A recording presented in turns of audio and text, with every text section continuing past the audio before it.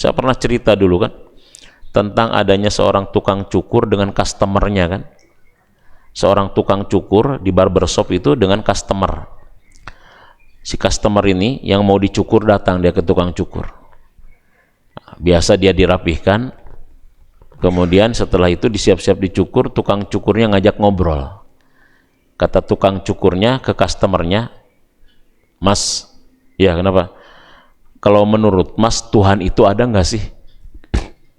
Kalau kata si tukang cukur, kata yang dicukur, "Ya Tuhan ada lah, masa Tuhan nggak ada?" Kata tukang cukurnya apa? "Kalau menurut saya Tuhan itu tidak ada." "Loh kok bisa? Kenapa?" "Mas, katanya Tuhan itu kan maha baik, Tuhan itu maha rahman, maha rohim, maha kaya.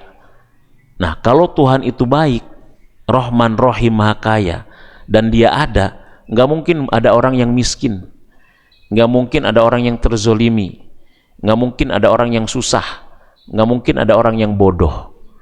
Masa sih ada Tuhan yang rahman dan rohim, Tuhan yang maha kaya, membiarkan orang kelaparan, membiarkan orang kesusahan, membiarkan orang bodoh? Ini saya menunjukkan, menurut saya nggak ada siapa?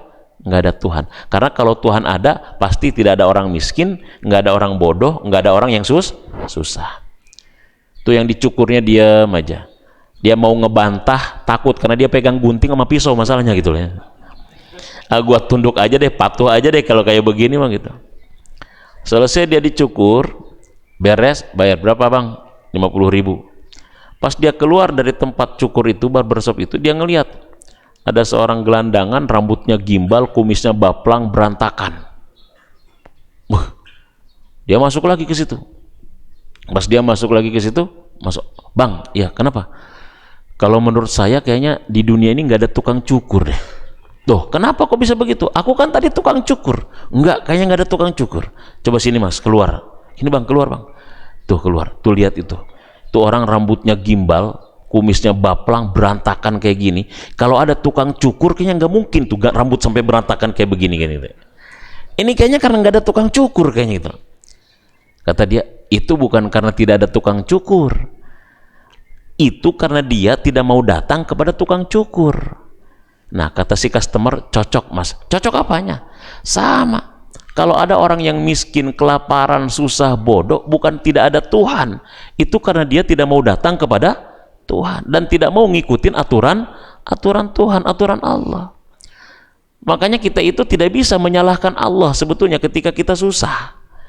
Kita tidak bisa menyalahkan Allah ketika kita miskin. Kita tidak bisa menyalahkan Allah ketika kita bodoh. Nggak bisa kita. Sama, tidak bisa orang yang rambutnya gimbal acak-acakan, kumisnya baplang kagak karuan, nggak bisa dia mengatakan di dunia tidak ada tukang cukur. Nggak bisa dia kayak begitu. Betul nggak? Iya, nggak bisa dia seperti itu.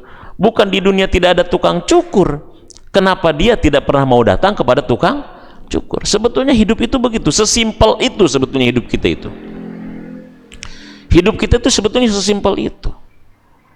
Makanya kita jangan biasakan ketika menemukan masalah dalam hidup, kita buru-buru nyari jalan keluar sebetulnya. Jangan dibiasakan ketika kita punya problem dalam hidup, jangan dibiasakan buru-buru ambil jalan keluar, cari jalan keluar. Ya, kenapa? Bisa jadi masalah kita bukan dari luar faktornya. Lalu jalannya kemana? Kalau kita punya masalah, punya problem, ambil jalan ke dalam dulu. Bisa jadi masalahnya ada di dalam diri kita, bukan di luar diri kita. Bisa jadi masalahnya bukan di luar diri kita, tapi di dalam diri kita. Kenapa saya begini? Kenapa saya bisa begini? Kenapa saya tidak bisa begitu? Kenapa kok saya sulit menghadapi ini? Jadi jangan buru-buru kita cari jalan keluar. Cari jalan ke dalam, karena bisa jadi problemnya bukan di luar, tapi dari mana? Dari dalam. Itu yang dilakukan oleh Nabi Yunus ketika dia menghadapi masalah dimakan ikan paus gitu loh. Ditelan ikan paus, Nabi Yunus berada dalam 3 kegelapan. Kegelapan malam, kegelapan laut, kegelapan ikan paus. Dan saat itu Nabi Yunus tidak tahu jalan keluarnya seperti apa. Orang dia berada dalam 3 kegelapan. 1 gelap malam, 2 gelapnya dasar laut, 3 gelapnya perut ikan. Dalam kondisi dia tidak ada jalan keluar, apa yang dilakukan Nabi Yunus? Dia mencari jalan ke dalam. La ilaha illa anta, subhanaka inni kuntu minaz zalimin. La ilaha illa anta, tidak ada ilah kecuali engkau wahai Allah. Subhanaka, maha suci, maha sempurna, tidak mungkin kau salah, tidak mungkin kau keliru. Inni kuntu minaz zalimin, aku begini disebabkan karena kezolimanku, dosaku, ketidaksabaranku. Tidak mungkin kau salah. Dia dicari jalan keluar ke dalam, dia istighfar, dia mohon ampun, dia akui salah, dosa, lalai.